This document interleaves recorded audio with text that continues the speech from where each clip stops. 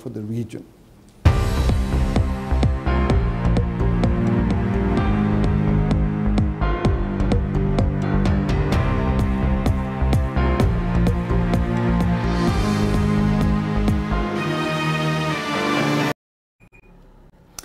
Nkwaniriza ku SMART24 nekubuuzaako nti osibye otano ssebo nawe Nyabonze Terakaya mu mawulire ag'essaawa eno. Tutandise n'ekitongole ekikuŋŋaanya emisolo kisiimye bannayuganda olw'okubanga baawaayo bulungi omusolo gwabwe omwaka ogwedde, era omwogezi w'ekitongole kino Vincent Seruma ategeezezza nti ensimbi ezaakuŋŋaanyizibwa zaasingako ez'omwaka ogwa 2017. Ono n'ategeezezza nti n'ekizimbe kyabwe eky'emyaliro 17 kyawedde ne kiyingirwa era nga n'omukulembeze w'eggwanga yagenda okukiggulawo. Ab'ekitongole ky'omusolo kya URA bakakasizza bannayuganda ng'omwaka okuwedde bwe gutabadde mubi okugeraageranya n'egiyise. Omwogezi w'ekitongole Vincent Seruma agambye ng'ekitongole balina bye batuuseeko nga mu byo mubaddemu n'okumaliriza ekizimbe okutudde ekitebe nga kiriko emyaliro 17. Twasookerako okukola mu mwezi ogwa June nga bamaze okuyisa budget kwe kugenda mu bitundu eby'eggwanga ebyenjawulo okusomesa bannayuganda okutegeera budget oba embalirira y'eggwanga biki ebyabaddemu era omuntu wa bulijjo anaabiganyulwamu atya. Kyendowooza mu byo bitwannyonnyola bannayuganda omuntu wa bulijjo kyayinza okutegeera nti waliwo ebintu bye tukola wano mu Uganda bye tulima abantu abamu ababadde batandise okubireeta okuva ebweru ate ne bisita akatale kaffe katugeze ng'obummonde ng'obutungulu obuva ebweru ne bujja wano. Kati gavumenti yabongera omusolo ogwali ku butundutundu nga 35 n'ebuteeka ku butundutundu nga 65. Ennongoosereza zino zaakolebwa okugezaako okuba nti ebintu bye tusobola okwerimira oba abantu baffe ab'omu byalo basobola okwerimira tetukkiriza akatale ka bweru kujja nga kabinyigiriza wano. Agasseeko nti ebimu ku URA ebyetuuseeko kwe kwongera amaanyi mu kusomesa bannayuganda ku birungi ebiri mu kuwa omusolo wamu n'okubanguyiza okubawa omusaala. Twasobola okusisinkana bizinensi ezisukka mu 1.5. Twasobola okusisinkana abakulembeze b'ebitundu be twakolagana nabo ba LC chairpersons, ba councillors, ne ba business leaders abasukka mu 6. Era twasobola okuba nti tukola workshops ez'okutraininga abantu eziwerera ddala nga 50. Naye ekyasinga okutusanyusa kwe kulaba nti abantu bano bwe twakolagana nabo basobola okutuwa abaana baabwe abaasoma ne tusomesa abaana abawerera ddala 2,000 batandika okubayambako okuteekateeka ebitabo byabwe okubanga banjula ennyanjula y'omusolo gwabwe nga bakozesa abaana baabwe mu bitundu ebyo bye balimu. So ekyo twalowooza nti kirungi nnyo. Eggulire likusakiddwa Olive Nyamwiza ku SMART24. Bwe tuvaayo ne tugenda mu bitundu eby'ejjinja gye tusanga eggombolola ey'e Bugembe. Eno nno y'emu ku magombolola 4 agakola obulungi ekibuga ky'ejjinja. Bugembe kye kitundu ekisingamu abantu abangi. Ebyobusuubuzi bitambula kinnawadda naye ekyennyamiza obumenyi bw'amateeka bweyongera buli olukya. Bugembe eri mu kilomita 2 zokka okuva mu kibuga ekikulu eky'ejjinja era nga mu kanso 4 ezikola ekibuga yesingamu abantu abangi nga bawerera ddala emitwalo 11. Bugembe Town Council n'ekibuga ekisinza bantu era ekibuga ekiri mu mwenemu obwakyabazinga Wabusoga ne Paris Mweba. Kibuga kikulu ino kubanga ife tusuza bakozi ba government twasuza n'abaana ba business abakola mu town ate olw'okuba nti kiri kumpi na town ate kyabanga n'engeri wekiri embeera yawo walungi ino tukiresa abantu bangi abenza okukoleramu era abantu bangi balikolera mu tandisa okukolera mu business. Olw'okuba nti kyekisingamu abantu abangi kino kyongedde ku nkulaakulana y'ekitundu mu ngeri y'ekifuna mpola. Enkulaakulana etuukiddwako Meya Stephen Wante agitadde ku nguudo ennungi ezikoleddwa mu kitundu awamu n'ennyaniriza ennungi abasinga abaliyo gye baaniriza abantu. Ayiroso tukoze n'enguudo tuligezaako okukola enguudo edisinga bungi okumakinga sure nti wabaawo accessibility nti abantu basobola okutambula bulungi nti omuntu ni bwayidde obwire ebugembe tukola paka bwire kucha era bwedda ku highway nife twenka ekibuga mu Uganda kye tukola paka bwire kucha era tulowooza nti n'enguudo de tuli kukola accessibility de tukwenda okutaawo tulikwongera okutaawo okwongerawo amataala tuteeku esira ino ku security tuida kubona nti kifuka kibuga kubanga ekibuga kibaamu abantu okola paka bwire ekibuga kibaamu abantu okubona nti buli business yokola ofuna sente ekibuga kibaamu okumakinga sure nti tutawe embeera abantu abenda okola emirimu gyaibe emirungi bagikola twahandlinga abo abenda okulemesa abakola business. Newankubadde ye kanso esinga obunene mu Jinja naye omusolo oguvaayo gukyali mutono ddala nga mu mwaka bakuŋŋaanyiza ensimbi eziri wakati w'obukadde 280 ne 300. Eno batukutanga mbaje twasubira miliyoni nga 3. Aye ekyembi twabonanga olwisi tubalenga n'okusomoza okw'amaani nga abakozi abandi bali bate ebintu munkola emisolo egindi gyokweyangana bafojinga receipts. Meya Wante kino akitadde ku bakulembeze abalyake bagambye tebalina mutima gwewaddeyo kukolera kitundu kwe kulabanga vulugu bw'ati akyalimu. Abakozi batuwa kuva ku district betweta beba wa tenderers abalimenti okutuyamba ku misolo egyo olwisi bakonaivinga balya sente. Agasseeko nti abakola emirimu egivaamu ensimbi bakolera wansi nnyo boogeraageranya n'ebitundu ebirala. Amayumba agandi agabapangisa amayumba agamaduuka gali ku sente ntono ino emisolo gya kanso sente ntono ino tuwetaka kubita mu bantu kibameka then nebyetaago byoweteega okutunda mu iduuka kubanga obolikondo bigula mu tawuni kumpi transport mitwalo ebiri oba otaire ofunye emotoka ekutiikira n'ebintu byobuleeta ebugembe bwoyenda bodaboda diriga dikutikira so buli kimu anytime bakuleetera nibo omuntu kukosta abikuleetera. Wabula yennyamidde nti wadde enkulaakulana weeri wakyaliwo ebisoomooza omuli abaana abawala okufuna embuto nga bato obwamalaaya. Tukomyewo eri abalimi enkuba etandise okutonya bangi basambula dda obulime bwabwe nga kaakano ekiseera kyakusiga. Bannaffe abatunda ebyeyambisibwa mu kulima omuli ensigo awamu n'eddagala wali ku Container Village bawadde abalimi amagezi okubeera abeegendereza nga balonda ensigo ez'okugula balabe nga bagula ennamu n'abo abafuuyira bafuuyize eddagala eddungi. Ng'abalimi beetegekera okulima sizoni esooka ey'omwaka guno abatunzi b'ebirime n'ebikola ku birime mu Container Village bazina gunteese anti nabo ke kaseera kaabwe okukola ku ssente. Bano bagamba nti wadde bakola naye kyetaagisa nnyo omulimi okubaako bye yeegendereza okwewala okufiirizibwa. Richard Ssekibogo omu ku bakulira abasuubuzi bano agamba nti okugula ensigo kirungi naye balina okugoberera ebiragiro. Kakati okusimba kasooli Kasooli general alimu ebika bibiri. Alimu mzetwita maleto oba hybrid. Nene mbera mu ne OPVs zino open pollinated varieties abaza twita local breeds. Kale OPV kasooli gogo okulideko naye gwenkulideko. Ye kasooli gosobola okusimba sizoni eno n'omukungula n'omuzaayo mu nnimiro n'omukungula n'omuzaayo mu nnimiro gwaba yasigala kyekimu abapyuwa ebiseera byonna byonna kyoba osimba nti oba nsimbye longe 5 asigala longe 5 ebiseera byonna ebiseera byonna so omuddamu n'omuddamu takyuwa. Kati zino hybrids ye kasooli gw'osimba sizoni eno n'omugjamu sizoni ezyatera omuzaamu olina kugula ate ensigo ndala n'oddamu n'osimba. Kati hybrid ekyamazima ye kasooli asinga okuva mu kasooli omulungi era kasooli asinga okubala naye okubala kwe kulina ebigenderako okusobola okuwuka okubala obeera osuubu.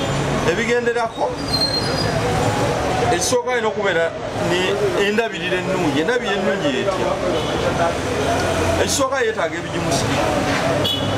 Bw'oba omusimba olina okukozesa ebigimusa. Ekigimusa ekisimbibwa kye bayita ddaabu ekyo kyekimanyiddwa. Waliyo ebika ebirala n'eddaabu gwetusinga okutondebwa yasinga okukozesebwa mu Uganda. Abalimi bagula ebikozesebwa mu nnimiro okuva mu maduuka amatuufu kubanga bwe bagula buli we basanze bandimaliriza nga bafiiriddwa. Balayo kasooli alimu ebika ebiwala n'20. Bakwani tosobola kubitunda byonna. Akatale kalina bye kakusaba ne bye katakusaba. Kasobola kuba kabikusaba byonna naye buli kimu kirina emitendera mu kigendero. Ekisobola tutuuka n'ofokasinga n'omanya nga kino ki awantu gye wasinga okwagala era gye kisinga okubakolera era ky'osuubula. naye ebika bibeera bingi nnyo bya kasooli kuba kati mu Uganda buli mwaka buli myaka ebiri wabeerawo kampuni empya eya kasooli era nereeta ekika ekyayo so ebika bigenze byeyongera katale naye ng'era balinamu abalimi ebika bye basinga okwagala ebisinza okubakola era ebyo bye tufokasingako tebisitoka ebijanjaalo byo okusinga balima bijanjaalo bimpi ebiwanvu tebikyalimwa nnyo ebimpi oba gwe bayita nabbe either 17 oba 16 oba 1 ebyo ebika abantu basinga okulima. Abalimi bangi olw'obutamanya kupima na kutegeera biro bamaliriza bye basimbye tebikoze oba nga biriiriddwa ebiwuka oba okwokebwa omusana. Bano Sekaggo abagambye babale ebiro n'okumanya enteebereza y'obudde kibawonya okufiirwa. Kwetegekera kugula nsigo kuba abantu abamu mu January bakimanyi abalimi ensigo mu January ebyokulima byonna oba bomba oba ddagala nsigo izo mu January beeyi yabyo ebeera ekyaliko wansi. So abantu abamu babigula mu January omwo ne beeyi ekyali wansi ne babitereka okwetegekera March oba late Feb okusimba. Kuba ebiseera ebisinga tuyingirako mu March awo ebbeeyi y'ebintu etera okulinnya kuba demand ebeera waggulu ate nga biba bitandise okukendeera. So abamu bagula bino ebiseera ne batereka ne balinda mu maaso. Sekaggo agambye nti abakozesa eddagala okufuuyira basaanidde okugoberera endagiriro oba okukozesa abantu abatuufu abamanyi ekyokukola. Kino kiviirako abamu okuteeka eddagala eritali ttuufu ku birime ekibiviirako okukala n'okufa. Yonga eddagala kyobola buli ddagala yonna buli kifa gy'okwatako eddagala eriko akantu kano wansi kali mu mateeka afune nnegi buli kifa eddagala gy'okwatako buli ddagala ebako akantu kano alaba zino giraavuzi zino gambutusi wano tokwatako wano litta ebyennyanja wano litta ebinyonyi n'ebisolo wano olina okwambala elementi olina okwambala masiki bwe bityo kitegeeza nti buli ddagala lirina obulabe ku bintu ebimu either ku bisolo oba ku muntu oba ku kirime n'obulabe bujja ddi bw'otagikozesa mu butuufu bwakyo obulabe bujjira. Abalimi bangi olw'obutamanya kupima na kutegeera biro bamaliriza bye basimbye tebikoze oba nga biriiriddwa ebiwuka oba okwokebwa omusana. Bano Sekaggo abagambye babale ebiro n'okumanya enteebereza y'obudde kibawonya okufiirwa. Obudde yoweeri ate era genda kubeerawo ebiseera byonna yatandikidde wano mu Uganda ensi yonna yakyukakyukaddeyo. Naye ekikulu kiri nti okulima oba nga okufudde mulimu njagala abalimi kimanyi bulungi okulima oba nga okufudde mulimu olina ebintu ebimu byolina okusooka n'owejja mu mutwe. Tokyasobola kubeerawo wano ku kulima ng'otunuulidde enkuba yokka kubanga n'ekiralawo ebintu ebirimwa nga tosobola kubeerawo ng'otunuulidde enkuba yokka. Naye ekikulu kiri nti abalimi bw'oba nga toli omu awamu osobola okwegatta kampuni kati nnyingi ezitunda ebyuma ebifukirira abamu basima enzizi ne bagula ebyuma ebyo ebisikayo amazzi wansi nebeera nga bifukirira mu biseera by'ekyeya mu biseera by'akasana. So ekirina okukolwa abantu balina okwevaamu ne bagula ebyuma ebyo ne bafukirira. Enkuba weba tetonye n'ofukirira, enkuba weba etonye n'okita ekikugo n'obeerawo n'ebyuma byo kubanga katokyasobola kupredictinga nkuba ya wano mu Uganda. Abantu bangi bavayo ne batugamba oluusi ebitongole bya gavumenti tugenda kufuna enkuba egenda kutonyera emyezi 4 netonyera omwezi 12. Naye ng'abantu abamu basimba n'enkuba egenzeeko wiiki 3 oba wiiki 2 so ebirime byaba byakabeera mu ttaka omwezi gumwe enkuba neggwaayo.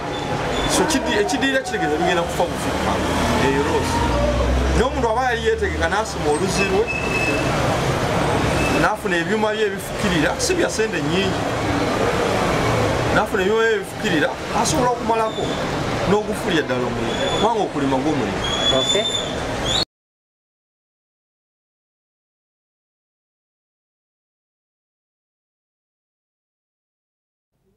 Tugenda kubanga tuwumulamu okyali ku Smart 24 olaba mawulire tukomawo.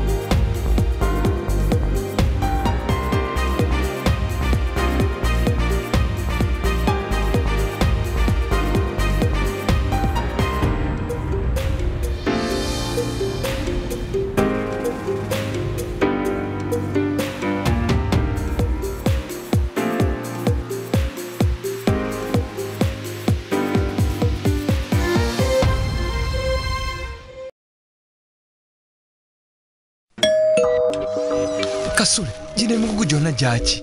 Ngende bweru kola. Gwe towulirangako ababonabona nga bagenze bweru kola? Nze abatuufu nabafunye. Ye Spotlight. Spotlight? Yeah. Spotlight International Recruitment Agency kyekitongole kyokka ekyakakasibwa Ministry y'ekikula ky'abantu okufunira bannayuganda emirimu ebweru era nga twogerera beetaaga ba security guards, drivers, ba maids, waiters and waitresses, ba cleaners b'awaka ne mu office, abakozi abanaakola ku airport, bakitunzi n'emirimu emirala mingi baakukolera mu Jordan, Dubai, Saudi Arabia, Abu Dhabi n'ensi endala nnyingi. Spotlight kyekitongole kyokka ekirondoola abo bwe kiba kitutte okumanya embeera gye bakoleramu. Omusaala mulungi nnyo basangibwa Kireka Namugongo Road opposite ne Caravan Hotel. Okumanya ebisingawo bakubire ku ssimu ezo. Tulondoola tumanye embeera mwokolera ate emisaala mirungi ddala.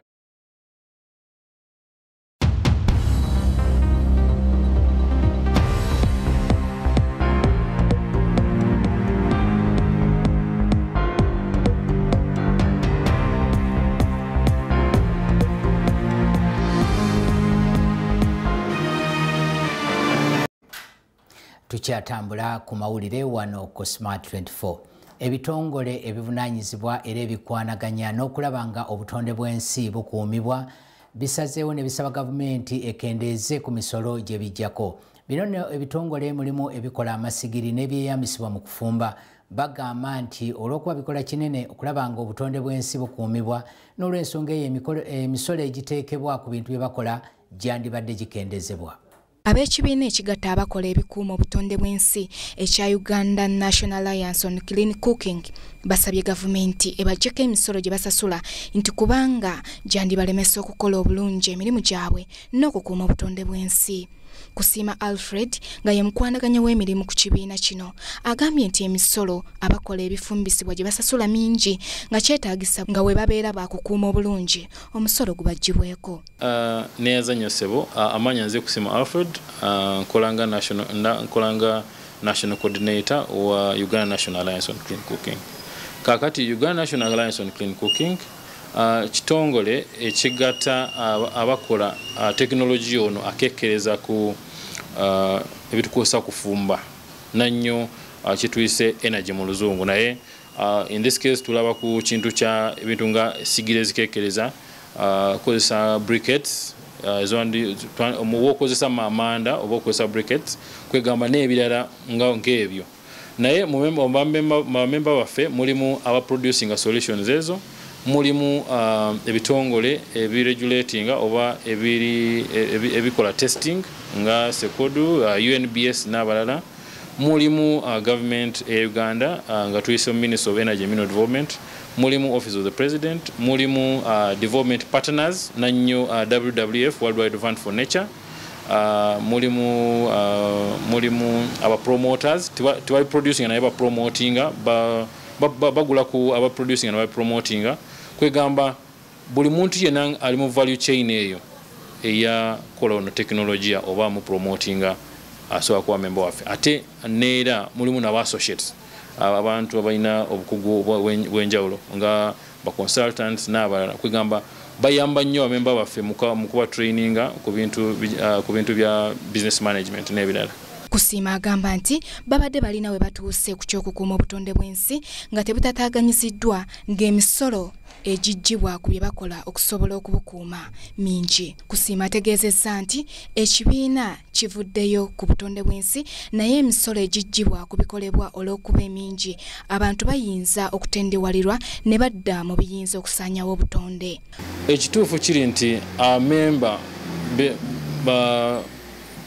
bafunyemu obuzibu kubanga era neera bagamba ekintu kino kibakosa nnyo ate kyolaba nga alliance tuvuddeyo ntugamba no tugenda pursuing ekintu kya VAT tax waiver era tutuusa obubaka bwaffe ku government already tuli in final stages okusubmitting policy position paper ku kino nga twetaaga nga tusaba government etuyambe ku kino kubanga ekisooka butuba ogumusolo ogwaguvuddeko tuba tulishuwa nti abamemba baffe bajja producing solutions zino nga nungi ate nga zimitinga mutindo kwegamba abantu bajja funa quality nga kyekyo era mu kino ffena nga Abannayuganda tuba tugenda